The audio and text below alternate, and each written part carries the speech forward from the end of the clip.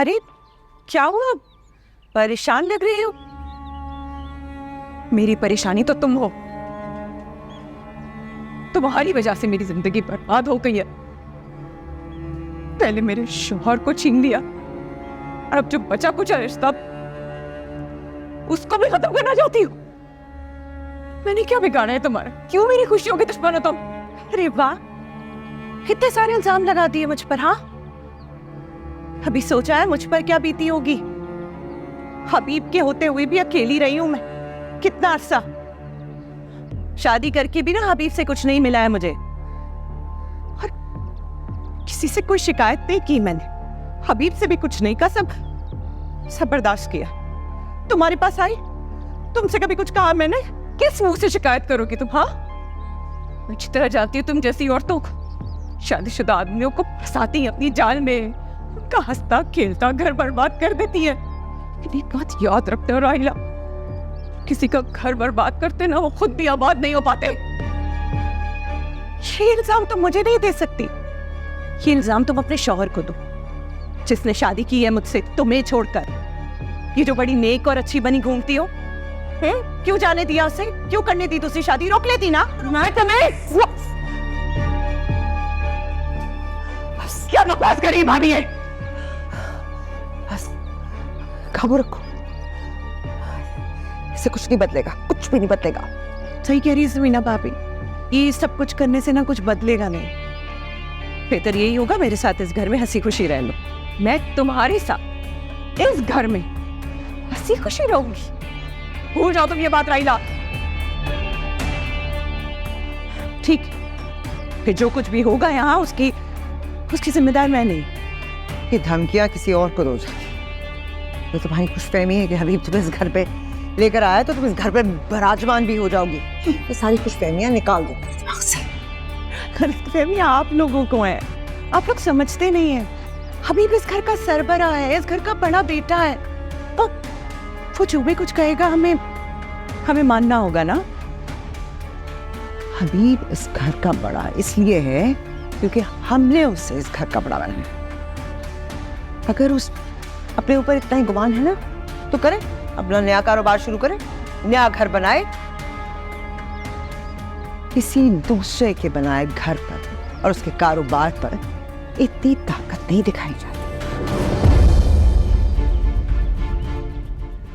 आप बेफिक्र रहें, कारोबार भी हो जाएगा और घर भी। इतना आसान नहीं है ये सब मुश्किल जितना तुम समझ रहे हो।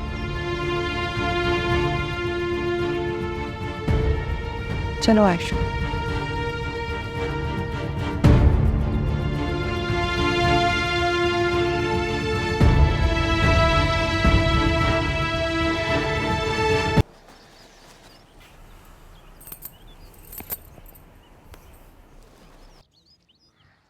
रिलैक्स। क्या हाँ, क्या है अभी? पानी लाती हूँ आपके लिए। नहीं, रहने दो, पानी नहीं पीना मुझे।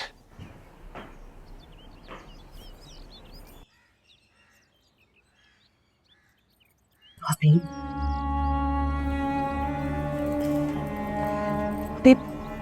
जो भी कुछ हुआ है ना उसमें सहने का कोई कसूर नहीं है। तुम माँ करती हैं बच्चों की ऐसी तरबियत कि उन्हें पता हो क्या करना है क्या नहीं। उसको खुद तो कुछ पता है नहीं, और बच्चों की तरबियत भी ऐसी की है। तरबियत तो ठीक तरीके से कर सकती है ना बच्चों की, उन्हें तो सिखा सकती है किसकी कैसे इज्जत करनी है, किससे कैसे बात करनी है।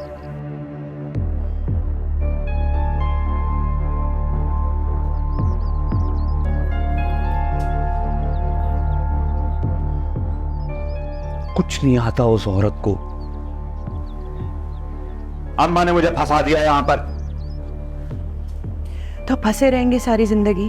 हाँ, अम्मा ने फंसाया तो फंसे रहेंगे आप। जान नहीं छुड़ा सकते अपनी। तलाक की धमकी से काम नहीं चलेगा, कंप्लीटली जान छुड़ानी पड़ेगी। क्या मतलब? छोड़ दे उसे हबीब, तलाक दे।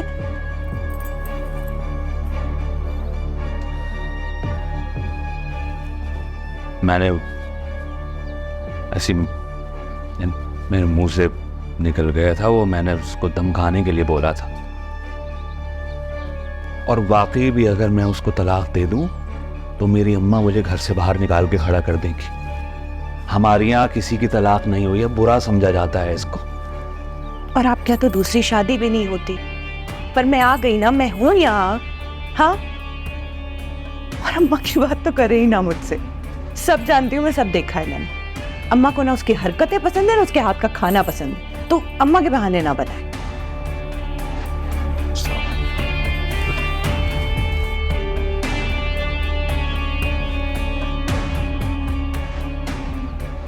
और आयशा अगर इस घर में नहीं रहेगी तो मसले कैसे हल होंगे? क्या सारे मसले हल हो जाएंगे। आप समझते भी तो नहीं है ना। देखिए, वो जब यहाँ से जाएगी, हाँ, सबीना भाभी कमजोर पड़ जाएंगी, उनकी ताकत कम हो जाएगी। और ये आपके लिए फायदेमंद बात है ना। एनी की शादी हो गई और मैं तो कहती हूँ फायजा की भी शादी कर ही दे। आपके घर में तो वैसे ही रिवाज है छोटी उम्र में शादियों का। क्या एक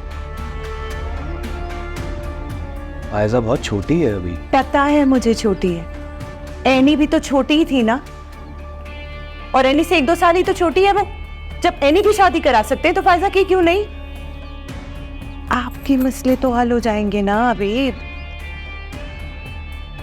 हाँ, मैं तो बस यही चाहती हूँ कि आप सुकून में रहें यार, बस।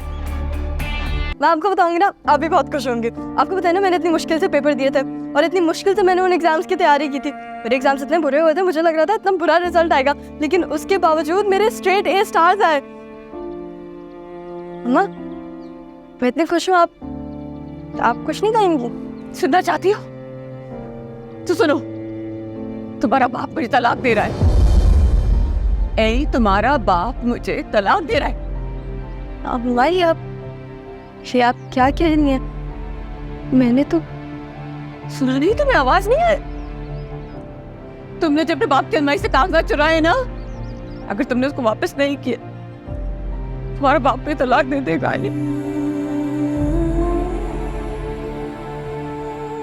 कहाँ जाऊंगी?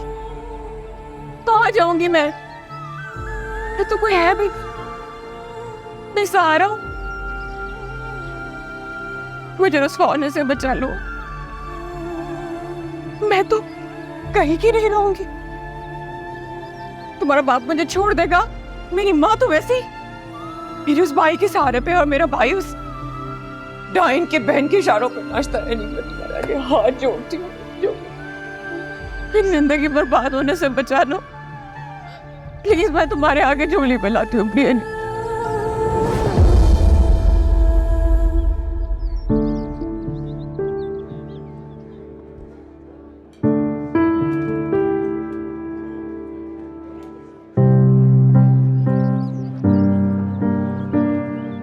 सर, फ़ाखिर, ये टैक्स जमा कराना बहुत ज़रूरी था और हम इस टैक्स को जमा नहीं कर पाए। अब कुछ भी हो सकता है।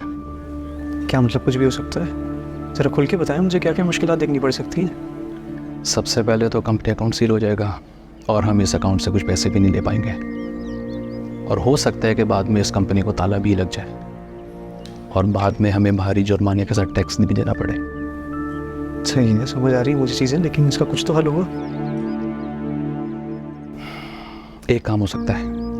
वो क्या?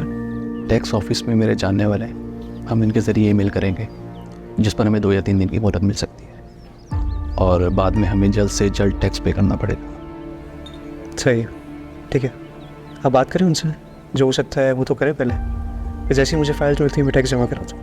मैं बात करके आपको बताता हूँ इंशाल्लाह। Thank you. ओके।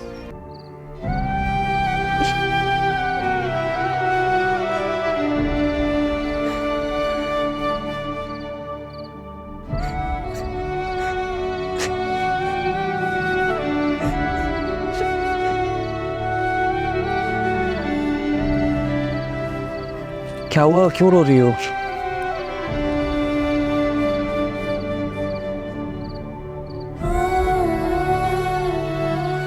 यानी मुझे वजह तो बताओ, क्या हुआ है बताओ।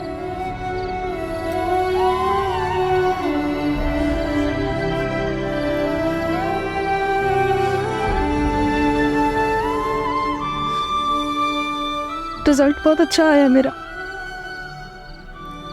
क्लास में हाईएस्ट मार्क्स आए मेरे। तो उसमें रोने वाली क्या बात है यार, खुश हो। आखिर मुझे आगे पढ़ना है, इतनी पढ़ाई तो है जो मेरा सब कुछ है। तुम्हें पढ़ने से कौन रोक रहा है? मेरी अम्मी उन्होंने कहा कि वो नहीं चाहती कि मैं आगे पढूं, चाहती है कि मैं पढ़ाई छोड़कर घर के कामों में हाथ बटाऊं। आखिर बड़े अब्बू ने मुझसे वादा किया था। याद है यार मुझे उनका वादा। उन्होंने कहा था कि तुम आगे तक पढ़ोगी। फिर इस घर में वो कोई वादा पूरा क्यों नहीं होने दे रहा?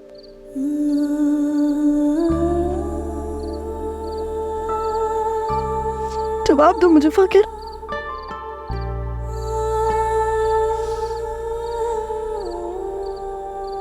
आज पता है प्रिंसिपल ने मुझे अपने ऑफिस बुलाया। जब मैं गई तो उन्होंने मुझे कहा कि मेरे इतने अच्छे मार्क्स है कि मैं यहाँ के टॉप कॉलेजेस में एडमिशन ले सकती हूँ 100% स्कॉलरशिप पे। पैसों का भी कोई मसला नहीं होगा, किसी चीज में कोई मसला नहीं होगा। मेरी आगे की पढ़ाई इतनी आसानी से हो सकती है कि उसके लिए इजाजत भी तो चाहिए ना।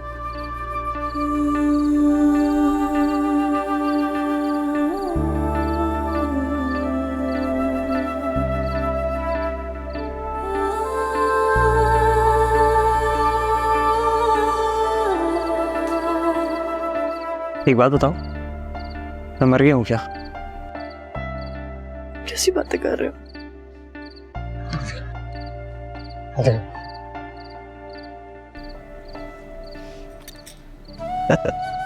कोई वक्त मजाक करने का कर रहा था यार। तो भी फिक्र नहीं करो, टेंशन लो, सही से बैठो अभी।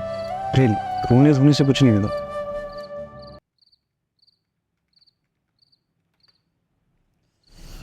क्या मुसीबत है यार, इतनी गड़बड़ कहाँ से शुरू करो, समझ नहीं।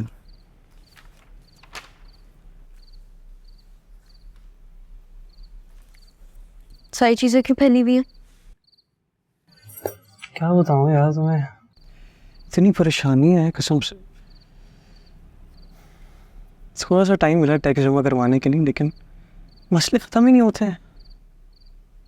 अब क्या मसला आ गया? अकाउंट्स में घपला है यार कोई। ये हमारे साथ ही क्यों होता है? एक मसला खत्म नहीं होता कि दूसरा मसला आके सर पे खड़ा हो जाता है। वही तो, दुकान से भी कुछ मटेरियल गायब है। उसके अलावा एक्सपेंस डिपार्टमेंट है, उसमें भी कुछ 10 लाख रुपए का तकरीबन फ़र्क आ रहा है। तो नहीं यार, फकर तो दुकान के मैनेजर से क्यों नहीं पूछते? उनको इन सारी चीज़ों के बारे में पता होगा ना। क्या पूछूं मैं उनसे, उनको कुछ पता ही नहीं है। सबने अपने हाथ खड़े कर लिए। कुछ फाइल्स उन्होंने मुझे दी थी, अभी जो भी कैलकुलेशन करूँ यार उल्टी आ रही है। नंबर्स देख के मेरे सर में दर्द शुरू हो गया। सॉरी। मैं इतनी परेशानी फंसा हूँ और तुम्हें अपने तुम्हारे मजाक सूझ रहे हैं। क्यों हंस रही हो? फकर तुम्हें याद है कि हर मैथ के एग्जाम से पहले ना तुम्हारी तबीयत खराब हो जाती थी, तो ये दिन तो आपने देखना ही था। अगर मैथ का सब्जेक्ट सही से पढ़ते और समझते ना तो आज सारी ये कैलकुलेशंस आती तुम्हें। पढ़ाई कब काम आ जाती है पता नहीं चलता यार। नहीं, लेक्चर देना आप बंद करें, मुझे खुदा का वास्ता है आपको। दिखाओ मुझे। कि देख क्या नहीं हो तुम? याद नहीं है तुम्हें? सारे तुम्हारे मैथ के सम्स मैं सॉल्व करती थी। करा करती थी। ये आपकी हलवा स्कूल वाली मैच नहीं है, करके देख लो, खुद पता लग जाएगा। अगर मैंने तुम्हारी सारी कैलकुलेशंस ठीक कर दी तो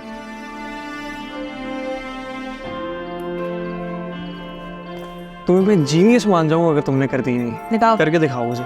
मैं नहीं। आप देखो तुम। करे, शाबाश। हाँ